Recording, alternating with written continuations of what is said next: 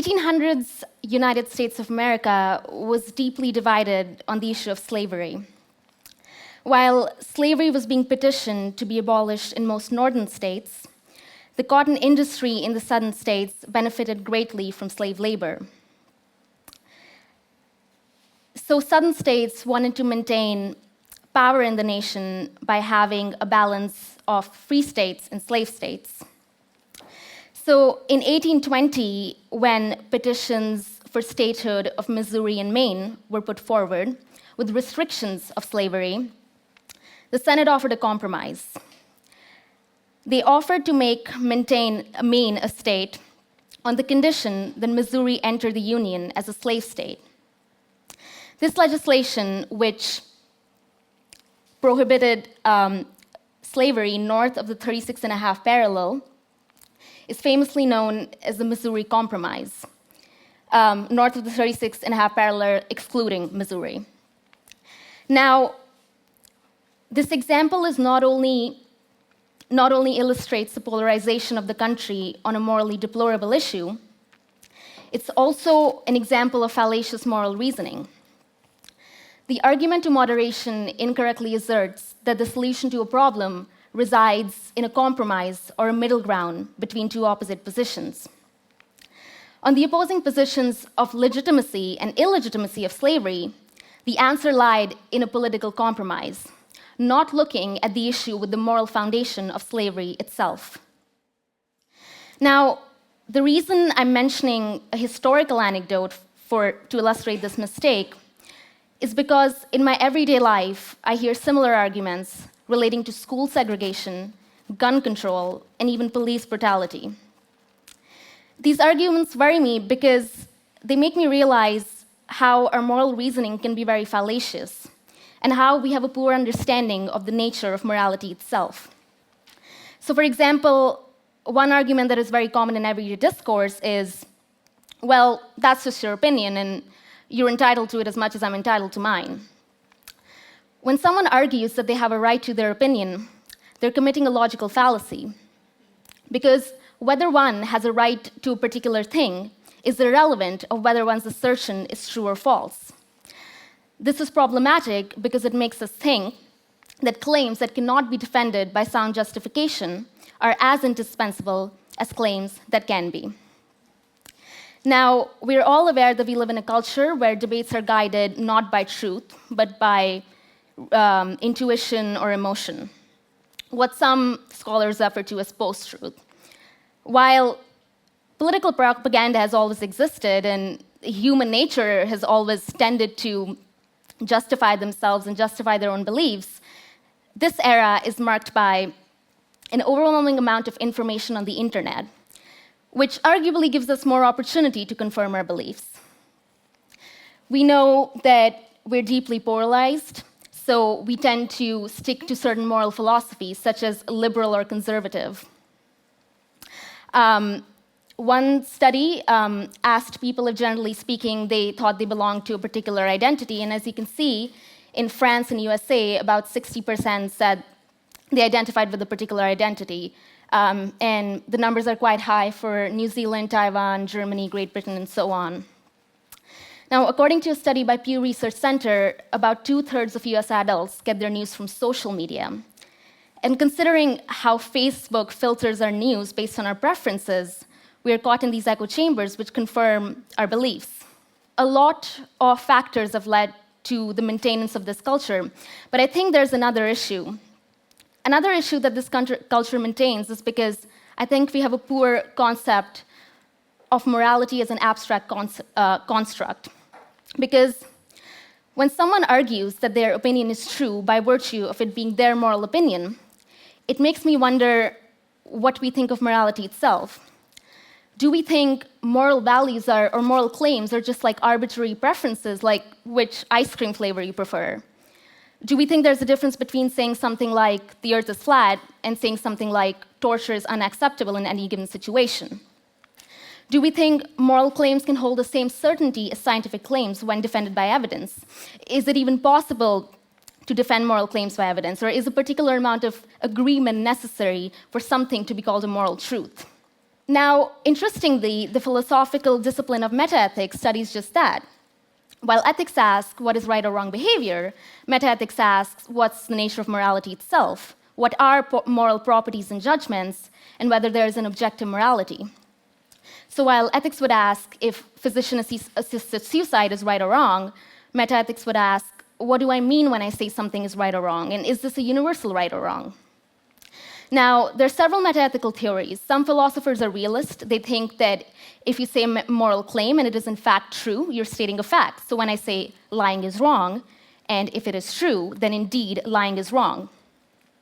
Some philosophers disagree, and they say that moral claims do not refer to objective features in the world, like scientific claims do.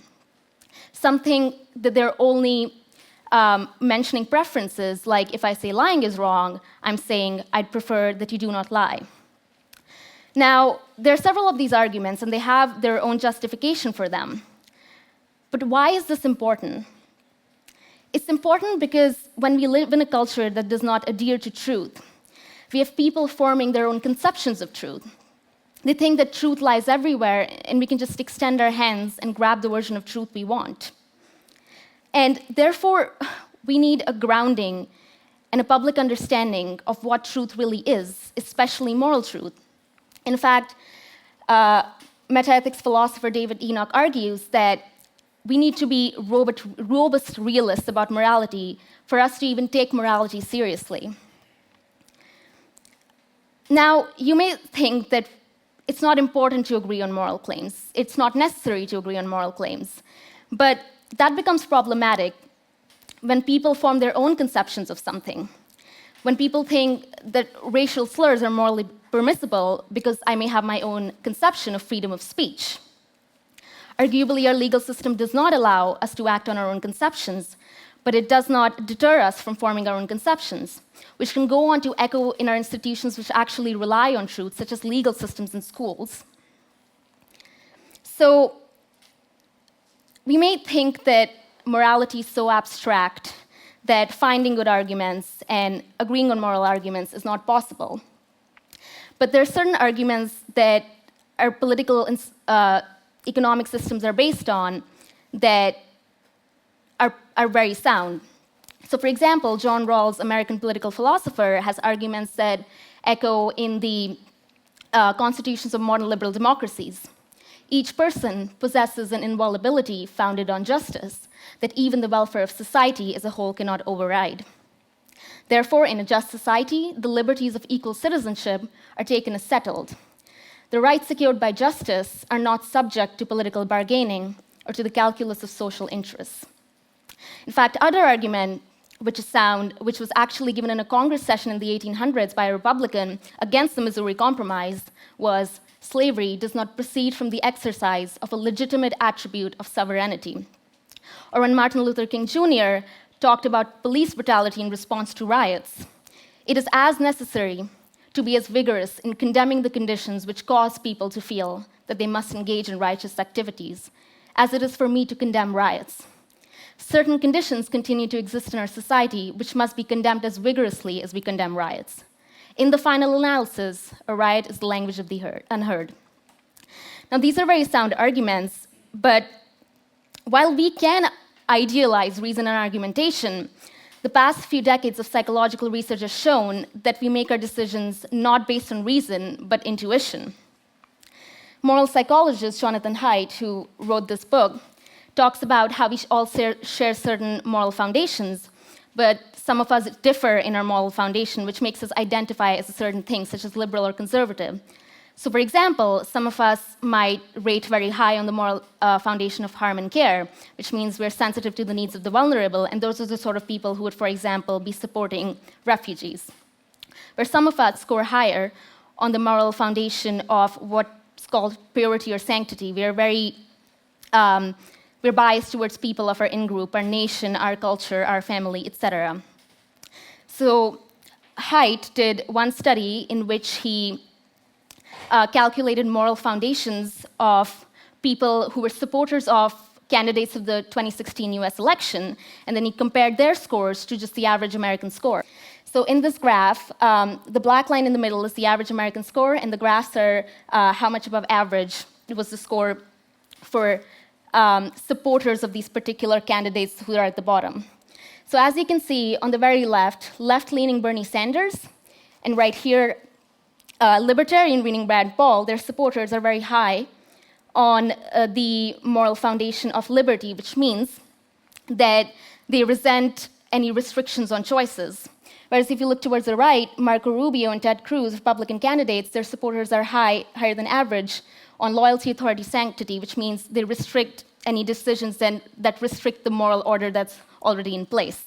Psychological research has shown us that we really like to hold on to these moral foundations, and even if we are good at arguing, most of the time we're not looking for truth, we're looking for arguments that support our conclusion, which is why we're prone to something called confirmation bias, which is a tendency to favor, interpret, and recall information in a way that confirms our pre-existing beliefs.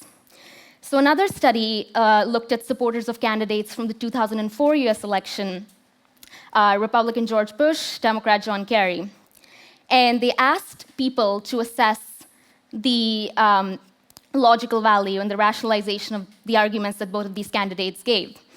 And they found that people were more likely to report an argument contradictory if it belonged to the candidate they opposed, independent of whether the argument was contradictory or not.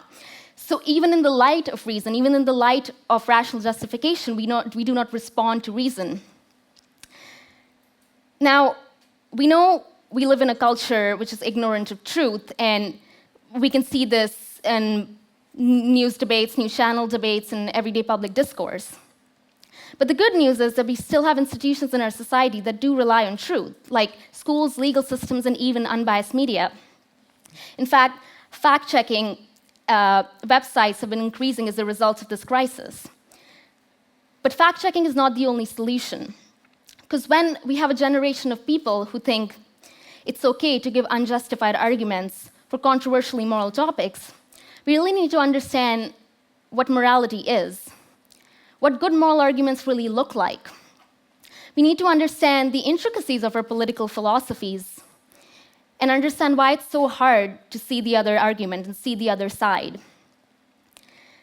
If we teach the scientific method in school, which helps us answer the question, what is a scientific fact, we would also benefit from learning about logic and philosophy, which helps us answer the question, what is a good argument, and what is a good moral argument? Now, we don't all need to be moral philosophers and learn the nature of morality itself, but next time, if we're in an argument, especially a moral argument, we can ask ourselves, why do I believe in what I believe in, and is this a good argument for it? The philosopher Wittgenstein said that we should scrap the saying, I know, and replace it with, I believe I know. So next time, when you are in a moral discussion, be humble and say, I believe I know, and here is why. Thank you.